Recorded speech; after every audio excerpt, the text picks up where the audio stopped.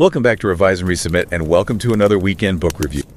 I'm Pavlov. And I'm Nikita. We've gathered some really fascinating ideas, and today we're zooming in on excerpts from Creative Acts for Curious People by Stein Greenberg. Yeah, and our mission today really is to pull out the key wisdom from this book.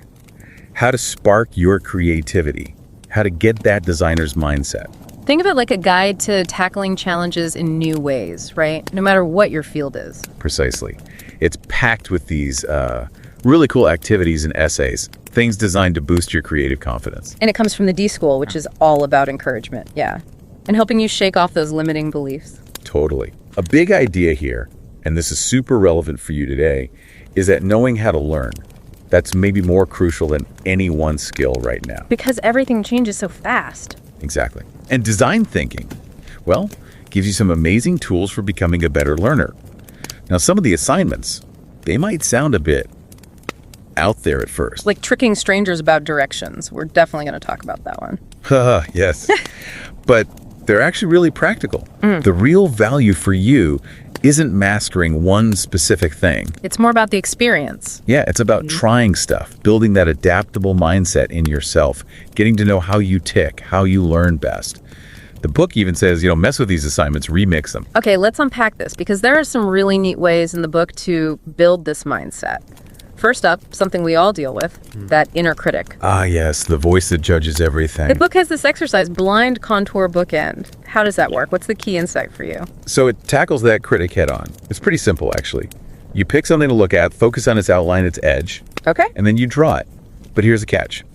You don't look at your paper. And you don't lift your pen. Your eyes stay on the objects. Wow, okay. So the drawing's probably going to look weird. Oh, absolutely. But that's not the point. The key insight for you is learning to separate making something from judging it right then and there. Ah, so you quiet the editor. Exactly. You get to experience creating without that immediate, this is terrible voice chiming in. So why do it if the result isn't a good drawing? Because by taking your eyes off the paper, you're kind of disengaging that critical part of your brain you just make. The book says this is really useful when you're feeling stuck or doubting yourself. It helps you build a habit. Create now, critique later. Building that muscle to just produce without instant judgment. That makes a lot of sense, especially when you're starting something. Okay, inner critic is quieter. What's next for shifting our approach? Well, the next step is often about challenging your own assumptions, how you see the world, how you interact with people. There are a couple of great assignments for this. First one is how to talk to strangers. Ooh, okay. That sounds potentially uncomfortable for some of us. Right. What does that involve for you? It does. So the core task is you go up to a stranger and ask for directions. But here's the twist. You ask for directions to a place you've completely made up. A fake place. You tell a little lie. A small, harmless lie, yeah, about being lost. And you just see what happens. Then afterwards, there are these reflection questions for you. What kinds of questions? Things like, who did you pick to ask? Why them? How far did they go trying to help you find this non-existent place? What barriers came up? And how did you feel about the lie itself? I can see how answering those would make you really think about your assumptions. What's the main lesson for you here? The big takeaway for you is really confronting that often unfounded fear we have about approaching strangers and realizing, people are generally way more helpful than we might expect. People trying this are often surprised, right? Totally surprised by how willing people are to help, even with a slightly weird request. It really shows how our assumptions can hold us back. That's powerful. Okay, and there was another one related to this, the derive. Sounds kind of floaty. Yeah, drift is a good way to think about it. It's French for drift. It's about deliberately leaving your routine, no destination in mind. You let your surroundings guide you. How does that work? Just wander aimlessly? Sort of, but with a focus. The book suggests you pick a quality. Maybe a color you keep seeing, or a sound, a texture, even a line in the buildings. And you follow that specific quality. When you see it again, you go that way. It leads you off your beaten path. So deliberately getting lost, but following something. Exactly. The core idea for you is that this kind of structured aimlessness gets you out of your mental ruts. It shows how just drifting, but with intention, can lead you to unexpected discoveries. It forces you to notice things differently. Right. It stretches your senses, breaks those patterns that can kind of stifle creativity. You pay attention differently, and you stumble onto insights you wouldn't normally find. These seem great for shifting your own perspective, but design thinking is also huge on understanding other people, right? Empathy. How does the book help you build that? Oh, absolutely fundamental. And yeah, there are some powerful assignments for that. One is called Handle with Care, or sometimes Immersion for Insight.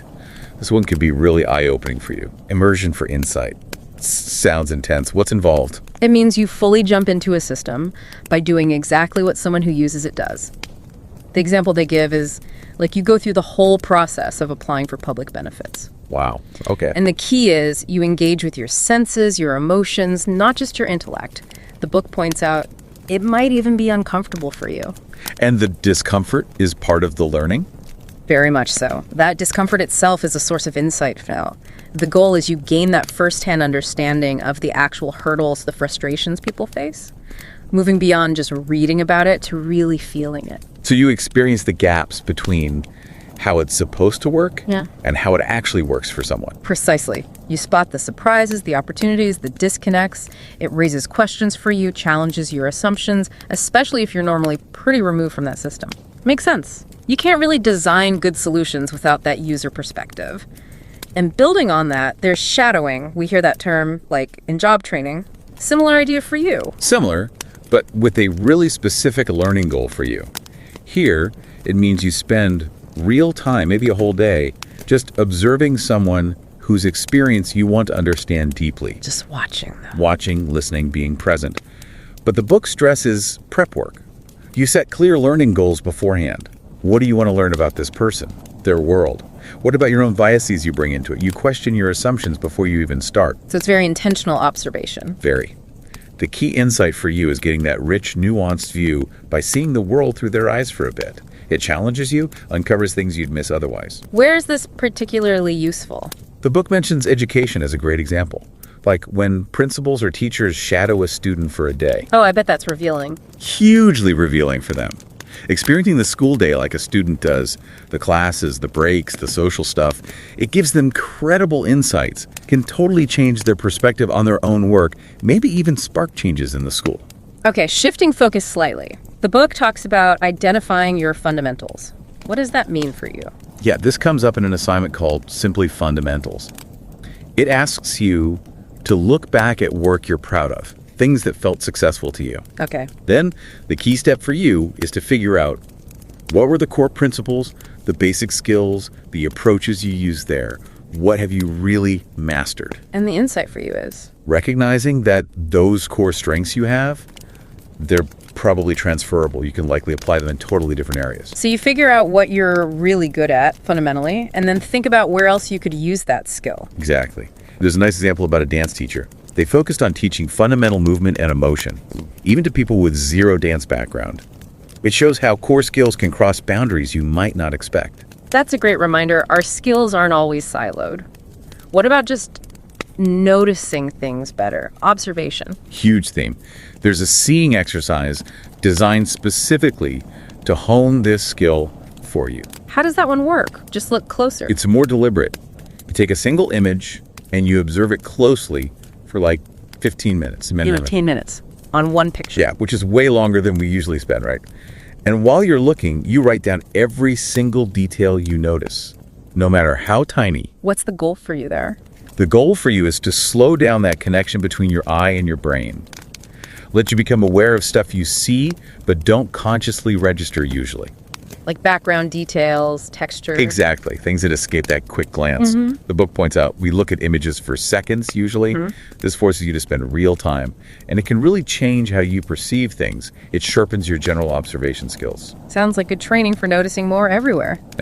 Okay, let's talk groups. Collaboration, communication. How does the book help you there? Right. Crucial stuff. One really interesting assignment is talkers and listeners. It's for groups. Okay, what happens? At the start of a chat, everyone kind of self-identifies. Am I mostly a talker or a listener in this group? Then you have the discussion, but you pay attention to your own role and your assumptions about the other role. What kind of assumptions come up for you? Well, a talker might assume they're driving things forward, while a listener might feel the talkers are hogging the airtime. The value for you is making those unspoken assumptions visible. It builds empathy for you, helps you see different styles, and leads to better, more balanced teamwork. You become more aware of your own style, too. Recognizing everyone adds value just differently. Makes sense. And then there's the wordless conversation.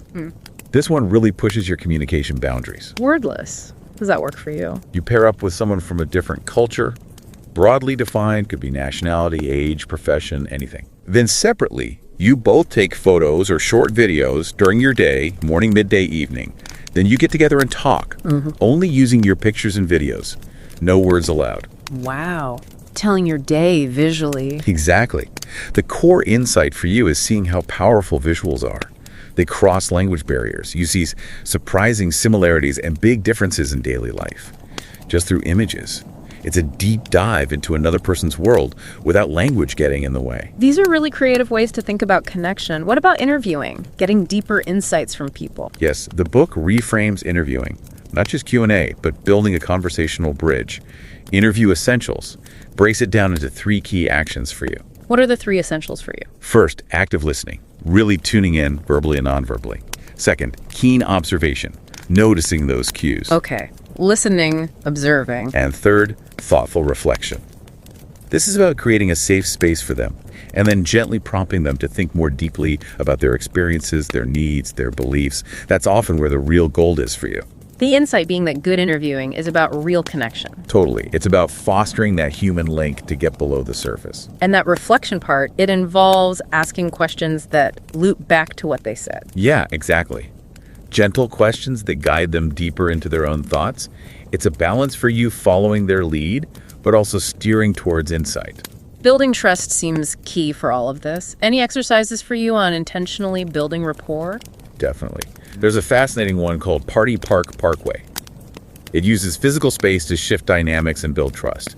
It happens in 3 rounds for you. Party, park, parkway. Intriguing names. Tell me about the rounds. Okay, round 1, party.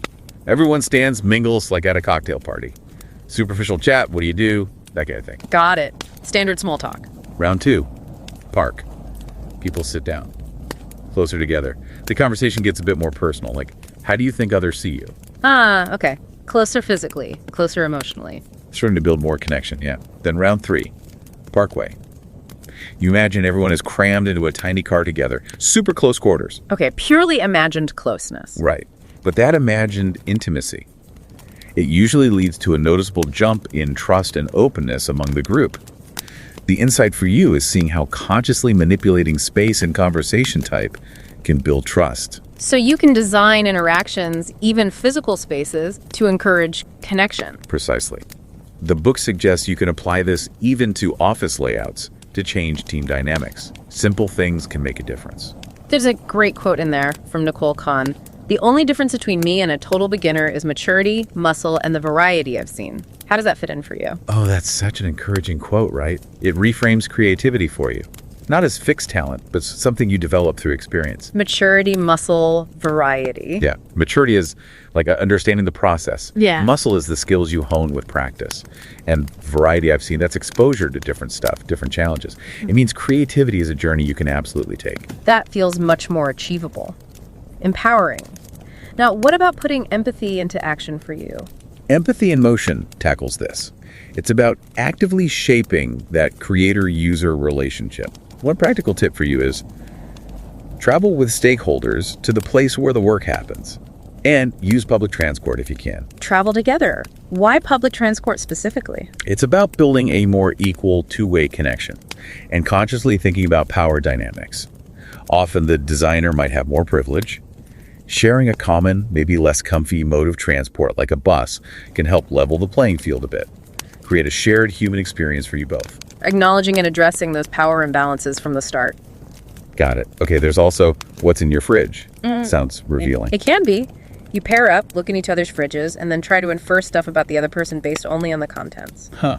Like playing detective with leftovers. Kind of. The core insight for you is practicing close observation and asking why. What's there? What's not there? How's it organized? What does it suggest about their habits, values, maybe even their mood? So it sharpens your observation and inference skills. Exactly. There's a story in the book contrasting someone noticing tiny details in a landscape versus someone just seeing a crack in the pavement. It pushes you to see more. A fun way to practice seeing details. Okay, the book also hits on learning how you learn. We said that was vital. Yeah, it pushes you to get really aware of your own unique shape of learning. It compares us to kids who are like super learners, right? Curious, unafraid to experiment, learning socially. And the idea is for us to recapture some of that. Exactly. That curiosity, that intrinsic drive, that willingness to try stuff without fear. The book asks you, do you know your ideal learning shape? The contours, the volume of info you handle best. It prompts you to figure out what truly works for you. The book also seems to broaden the definition of design beyond just objects. Massively.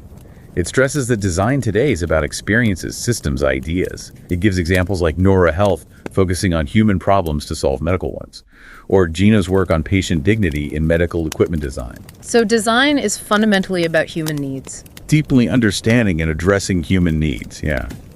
It mentions Richard Saul Wurman, asking, how might we learn more about the real needs of each person? Ah, the how might we question.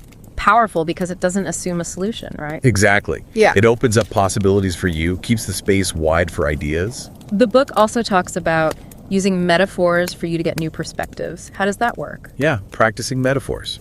You pick an image of a system like an airport or an ecosystem. You list its parts and how they relate. Okay. Then you connect those parts and relationships to aspects of the challenge you're working on, the insight for you. Metaphors give you a fresh lens. So you look at your problem as if it were an airport, for example. Right. It can help organize fuzzy thoughts for you, makes things feel more familiar, and can even spark solutions based on how the metaphor system works well. Like, could this waiting room feel more like a coffee shop? That simple shift could change everything. How about being more intentional about where you find inspiration, directing curiosity? That's direct your curiosity. It treats curiosity not just as a feeling, but something you can actively steer. There's a museum example where limited time forces you to be selective, making you reflect on how you normally expose yourself to new things. The goal being for you to use curiosity strategically. Yeah, use it intentionally, so you feel less anxious about your path, more proactive in finding inspiration. Okay, collaboration again. How to build on ideas together. Remember that time. Tackles this for you. It's a paired exercise. You make up a shared memory together. A fake memory? Solely fake. Round one, one person starts telling it, the other always agrees and adds more detail, yes and. Round two, role switch, but now the responder always disagrees or blocks no but. Oh, I can feel the difference already. Right. The insight for you is the visceral feeling, the energy drain of no but versus the creative boost of yes and. It shows how your response to others' ideas is as vital as your own ideas. That yes and mindset is key. Okay, learning by doing. Prototyping. The Monsoon Challenge illustrates this for you. Teams get limited time, random stuff, and have to build a device to catch rainwater. Sounds chaotic. It can be. But the key learning for you is seeing how teams that jump in, build something fast, test it, and then refine it. They usually do way better than teams that spend ages planning but never actually build anything. So rapid prototyping and iteration win out. Often, yes. Get something tangible, learn from it, repeat. And visualizing ideas. Sketching. ABC sketching. It stresses that you don't need to be an artist for this. Basic sketches are enough for you to get your ideas out of your head and avoid misunderstandings. Visuals help people tune in and remember your ideas. Just getting the concept across visually makes sense. What about reflecting on your own beliefs versus your action? Reflections and revelations. It points out the gaps that can exist between what we say we believe and what we actually do. It's hard to know our own real motivations. So you need to dig deeper. Yeah, ask those why-adjacent questions. Go beyond the surface for yourself. And you need trust and safety for yourself or others to do that deep reflection. Understanding your own stuff is key for you to do good work. Knowing yourself to understand others better. How about reframing problems to find needs? What does this person need? Exercise for you. Look at an image, say, a girl looking up. First, list needs as nouns. Ladder, book. These are often solutions. Okay. Then reframe them as verbs. To reach, to learn. This opens up way more possibilities for you. It pushes you beyond the obvious solution to the deeper, fundamental need. Focusing on the verb, the action, the underlying need. Smart. And team culture. Yeah. Setting norm. How we are. It's about you consciously designing your team's culture. You don't have to accept default norms. You can create new ones that build connection, trust, safety for your team. Be intentional about it. proactively shaping how you work together. Nice. What about generating really novel ideas, making weird connections? That's bisociation. You take two unrelated things, maybe word cards, image cards, and you force a connection. Generate a third idea from combining them. Forcing links between random stuff. Yeah. The goal for you is to break your usual thinking patterns. Those unexpected links can spark truly original concepts. It jolts your brain. And finally, playfulness. Secret handshakes. Yes. The secret handshake. Pairs create a unique, maybe silly handshake. Then you mingle and try to find your partner and do the handshake discreetly. What's the point of that for you besides fun? It's a reminder for you that playfulness opens us up. Intentional silliness in a safe space lets weird, novel ideas bubble up more easily. Don't underestimate fun. Tapping into that less inhibited state. Okay, last big concept. Understanding the broader context, mapping the space. Map the design space. This helps you see how your project fits into the bigger picture influences, stakeholders, futures. You identify layers, like for education, the student, the school, the global trends. And you consider implications at each level. Right. It helps you see the connections and orient your work towards the future you want to help create. Think systemically. Okay, bringing it all together, we've covered so many creative acts. Yeah. What are the big overarching themes for you? I think it really boils down to a few key things. Self-awareness is huge. Knowing your critic, your learning style, your biases. Empathy, truly getting others' needs. Challenging your assumptions. Embracing experimentation. Learning by doing. The power of observation, paying attention. And communication, collaboration. Then it all builds toward Developing that designer's mindset, really. That flexible, resilient, resourceful way of approaching things, which is valuable for you no matter what you do. And crucially, these aren't just for designers, right? They're for anyone curious, anyone wanting to unlock potential and navigate complexity. Absolutely. These are tools for you, whoever you are, if you're curious and want to find more creative ways to tackle things. So we really hope you take a moment to think, which of these ideas or exercises really clicked for you? How could you maybe try one out? And definitely, if this sparked something for you, check out the book Creative Acts for Curious People. There's so much more in there. So a final thought for you to take away. How might intentionally weaving even just one of these creative acts into your routine, how might that shift your perspective on a challenge you're facing or an opportunity you're thinking about? Yeah, it might seem small, but trying one thing, it could really unlock something new for you. Give it a shot. And don't forget to subscribe to Revise and Resubmit on Spotify and Apple Podcasts for more captivating deep dives like this one. And if you're enjoying the show and want to support us in creating more insightful content, consider becoming a patron on Patreon. Every contribution helps us continue this journey of exploration and discovery. Until next time, keep those minds curious, keep questioning, and keep revising and resubmitting.